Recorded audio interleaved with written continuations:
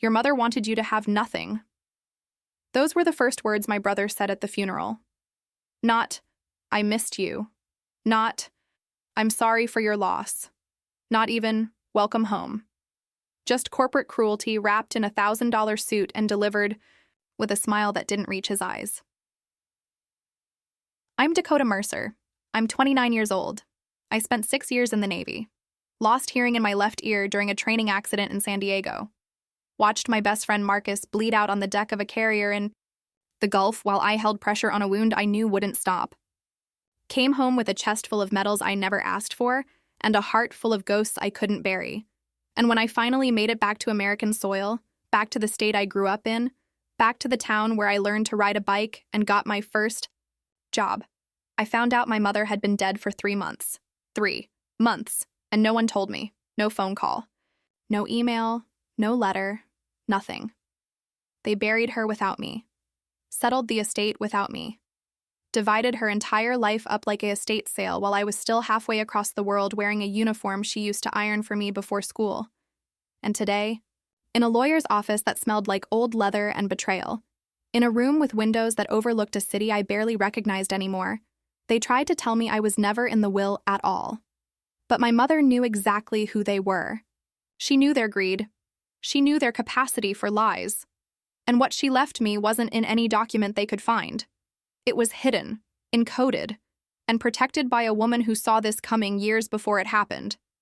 Has your family ever ambushed you? At your lowest? Have they ever used your absence as a weapon? Drop a comment. Because this isn't just my story. It's a blueprint for anyone who's ever been erased by the people who were supposed to love them most. I flew into Newark on a red-eye. It was October. Cold, raining. The kind of rain that doesn't clean anything, just makes everything look worse. I hadn't been home in 4 years. The last time I saw my mother was over a pixelated video call from a base in Bahrain. She was sitting in her garden. She looked tired, thin, but she smiled when she saw me. "You look strong," she said. "I'm surviving," I told her. "That's all I ever wanted for you," she said.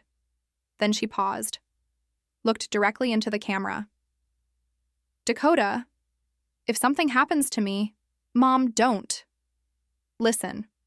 Her voice got firm, the voice she used when I was a kid and tried to skip vegetables. "If something happens, don't believe everything they tell you, okay?" "Who's they?" She just smiled. Sad. Knowing. You'll know. That was the last real conversation we ever had. 2 months later, I got an email. Not from family, from a hospital. Billing department. Outstanding balance for patient. Mercer, Claire E. Deceased. I read it 3 times. Then I called my brother. It rang. And rang. Then voicemail. I called my Aunt Pauline. Same thing. I called the hospital directly. "I'm looking for information on Claire Mercer." "Are you family?" "I'm her daughter." A pause. "Ma'am, Mrs. Mercer passed away on July 14th. I'm very sorry for your loss." July 14th. It was October 29th. I sat in my barracks room, phone in my hand, staring at nothing. Around me, people laughed, played cards, watched movies. Life continued, but mine had just stopped. I requested emergency leave. It got denied, then approved, then delayed. By the time I landed in the States, the funeral was long over. The estate was in probate, and my family had moved on. I didn't go to the house, not yet. I went to the cemetery first. Her grave was in the back. Simple stone, fresh flowers. Someone had been visiting. I knelt in the wet grass and put my hand on the marble. "I'm sorry I wasn't here, Mom." The wind picked up. It smelled like rain and soil and everything I'd lost. I stayed there for 2 hours. Didn't cry. Couldn't. Just sat. When I finally stood to leave, I saw him. Garrett, my older brother, standing 50 feet away beside a black sedan, watching. He didn't approach. Didn't wave. Just stood there like a statue in a wool coat, hands in his pockets. I walked toward him. He didn't move. "When were you going to tell me?" I asked. His jaw tightened. We tried. You were unreachable. Bullshit. You were deployed, Dakota. We did what we had to do. You buried her without me. We waited as long as we could. 3 months, Garrett. Looked away, adjusted his collar. The estate's been settled. You should talk to Stanford. He's handling everything. Handling what? Everything? He repeated.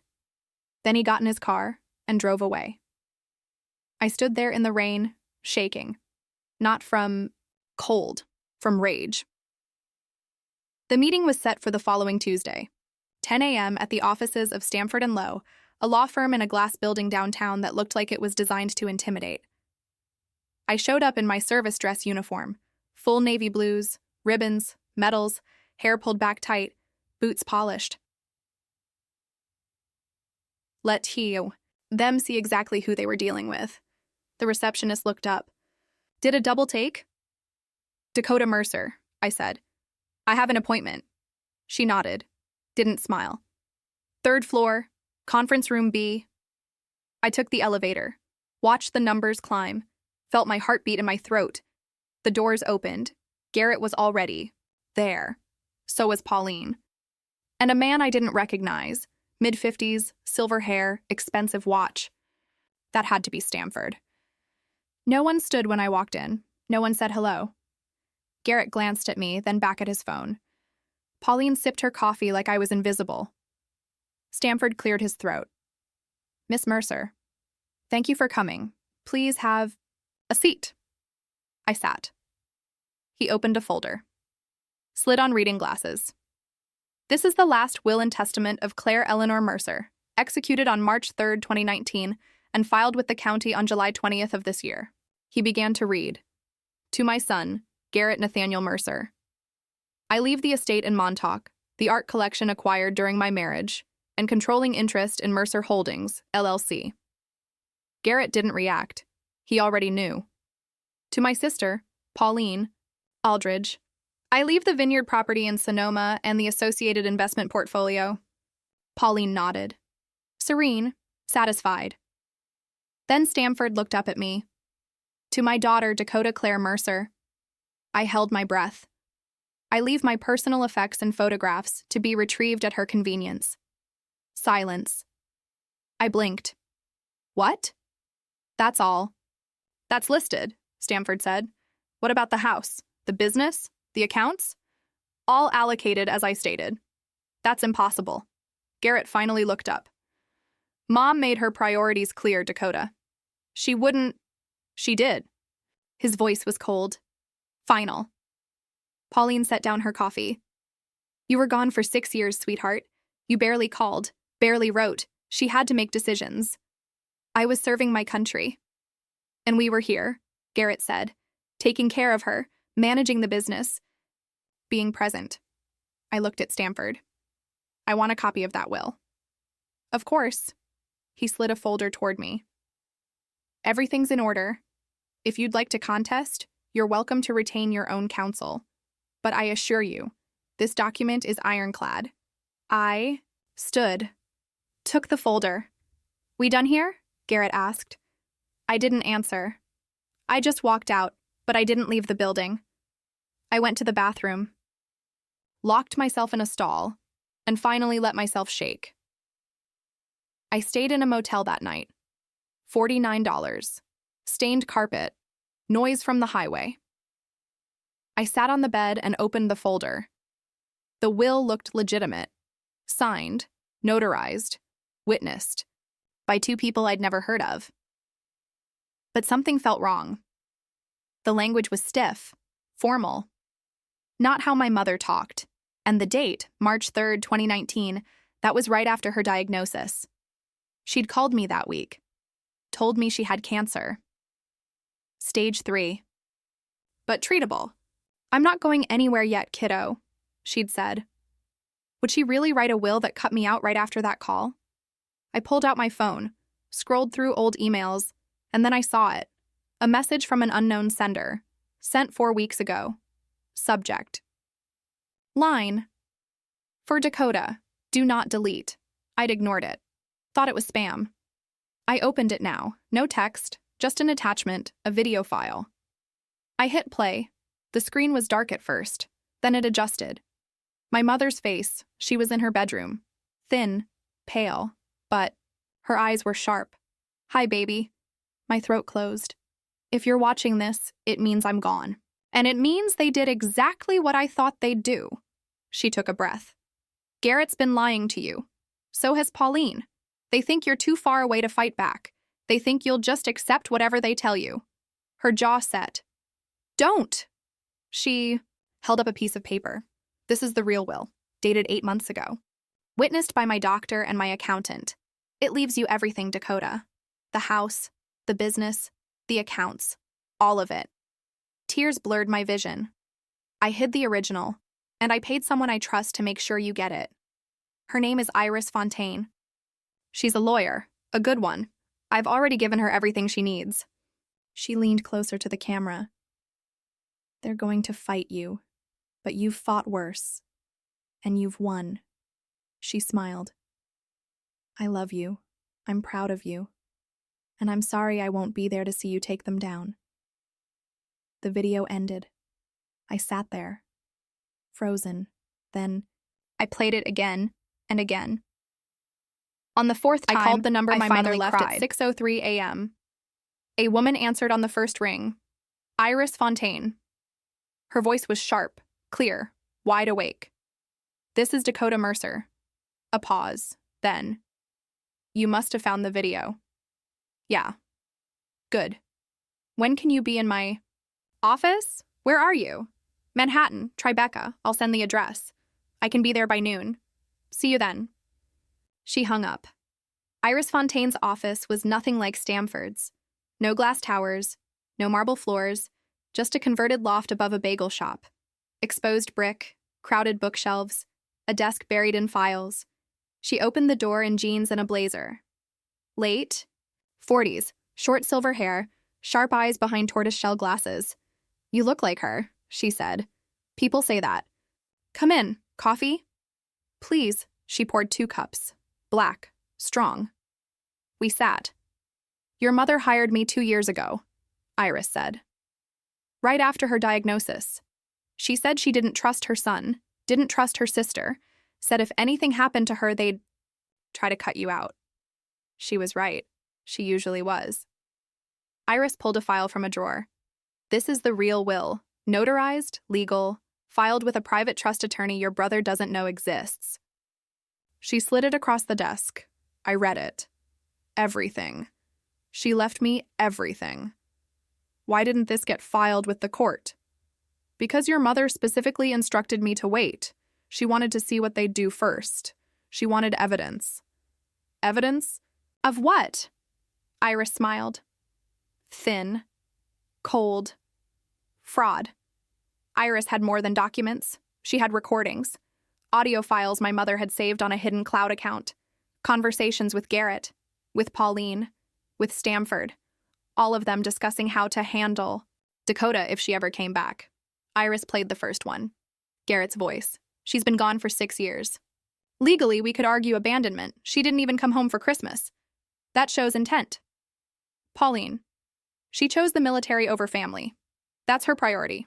Not us. Not the business." Stamford. "If we backdate a codicil and argue diminished capacity in her final months, we could override anything she left Dakota. It's risky, but doable." Garrett again. "Mom was on heavy pain meds at the end. No one would question it." I felt sick. Iris stopped the recording. "There's 4 more," she said, all equally damning. "They planned this. For years. What do we do?" Iris leaned back, steepled her fingers. "We burned them to the ground. We moved." Fast, Iris filed a motion to freeze the estate, submitted the second will. Attached the recordings as evidence of conspiracy and fraud. Within 48 hours, the court issued a temporary injunction. No assets could be moved, no sales, no transfers. Garrett's lawyer called me directly. "Miss Mercer, I think we can resolve this amicably." "I don't. Your brother is willing to negotiate." "My brother is a thief. That's a serious accusation. I have recordings." Silence. "I'll be in touch," he said. He wasn't. 2 days later, he withdrew from the case. But Iris wasn't finished. She brought in a forensic accountant. A guy named Terrence Wu, quiet, methodical, brilliant. He tore through Mercer Holdings' financials like a surgeon, and he found it. Garrett had been siphoning money for 3 years. Dummy contracts with fake vendors, payments to shell companies he controlled. Over $4.2 million moved offshore. He's not just a liar, Terrence said. He's a felon. Pauline wasn't innocent either. She'd sold 2 properties that were held in trust, illegal under the terms my mother set. She pocketed over $800,000. We compiled everything. Every transaction, every shell company, every lie, and we handed it to the state attorney general. They opened an investigation within a week. It took 11 months to get to trial. 11 months of depositions, motions, delays. Garrett hired a team of lawyers. Expensive ones. They tried to argue that my mother was mentally incompetent when she made the second will. Iris destroyed that in one afternoon. She brought in my mother's oncologist, her primary care doctor, her therapist. All of them testified. Claire Mercer was sharp, coherent, fully capable. They tried to argue I'd abandoned the family. Iris brought in my commanding officers. My deployment records, letters I'd written home that were never answered. One by one, their arguments fell apart. And when the recordings were played in open court, Garrett's voice, cold and calculating, discussing how to erase me, I watched. The jury's faces change. Disgust, shock, anger. The judge called a recess. When we came back, Garrett's legal team tried to settle. No, I said. Iris looked at me. You sure? I want a verdict. We got one. The jury deliberated for 6 hours. When they came back, the 4 women stood. In the matter of the estate of Claire Eleanor Mercer, we find in favor of the plaintiff, Dakota Claire Mercer. I exhaled. We find that the will dated March 3, 2019 was executed under fraudulent circumstances and is hereby nullified. Garrett's face went white. We affirm the will dated November 18, 2020 as the true and valid testament. Pauline closed her eyes. Furthermore, we find that Garrett Mercer and Pauline Aldridge engaged in estate fraud, embezzlement, and conspiracy. The judge took over. Mr. Mercer, you are ordered to repay $4.2 million plus interest and penalties. Ms. Aldridge, you will forfeit the vineyard property and repay $800,000. He looked at Stamford. Mr. Stamford, you will face a separate ethics hearing. Pending investigation, your license to practice law in this state is suspended. He banged the gavel. We're adjourned. I didn't stay for the aftermath. I walked out of that courtroom. Down the marble steps, into the cold November air. Iris caught up with me on the sidewalk. You okay? I nodded. You did it, Dakota. We did it, she smiled. Handed me a folder. Deed to the Montauk property. Transferred this morning. It's yours. I looked down at it. The house I grew up in. I don't want it, I said. What? Sell it. Use the money for something better. Like what? I looked up at the sky. Thought of Marcus. Of all the people I served with who came home to nothing. I'll show you. 6 months later, I stood in front of a renovated building in downtown Newark. It used to be a warehouse. Now it was something else, a place, a foundation, a future. The sign above the door read, Mercer Service House for those who served, for those who survived. Inside, legal aid offices, housing coordinators, mental health counselors, job placement services, everything. I wish I'd had when I came home. On opening day, over 200 people showed up, veterans, families, volunteers. I stood at the front, looked out at the crowd, and I thought of my mother.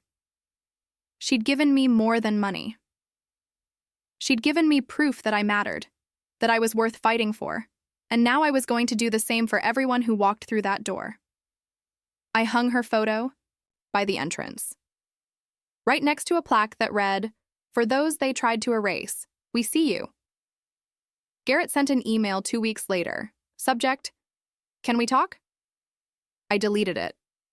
Pauline showed up once, stood outside the glass door, mouthed, I'm sorry. I didn't open it, because this story doesn't end in forgiveness. It ends in foundation, in structure, in proof that you can be written out of a will, but never out of your own future. Epilogue. It's been 3 years now. The Mercer Service House has helped over 1,400 veterans.